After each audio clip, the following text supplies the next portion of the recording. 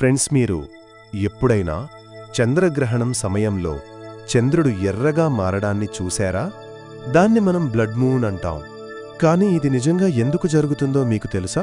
చంద్రగ్రహణం సమయంలో భూమి, చంద్రుడు, సూర్యుడు ఒకే లైన్లో ఉంటాయి. భూమి మధ్యలోకి వచ్చి సూర్యకాంతిని అడ్డుకుంటుంది. అప్పుడు సూర్యకాంతి నేరుగా చంద్రుడిపై పడదు.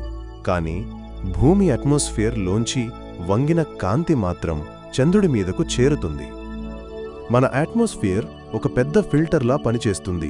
చిన్న వేవ్లెంత్ ఉన్న రంగులు బ్లూ, వైలెట్ స్కాటర్ అయిపోతాయి. కానీ ఎక్కువ వేవ్లెంత్ ఉన్న రంగులు రెడ్, ఆరెంజ్ మాత్రం చంద్రుడి వరకు చేరతాయి. అందుకే చంద్రుడు ఎర్రటి వెలుగుతో మెరిసిపోతాడు. అదే బ్లడ్ మూన్. కాబట్టి బ్లడ్ మూన్ అనేది మాయ కాదు.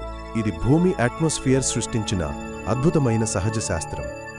మరి తదుపరిసారి బ్లడ్ మూన్ కనిపిస్తే భూమి చేసిన ఈ న్యాచురల్ మ్యాజిక్ గుర్తుపెట్టుకోండి.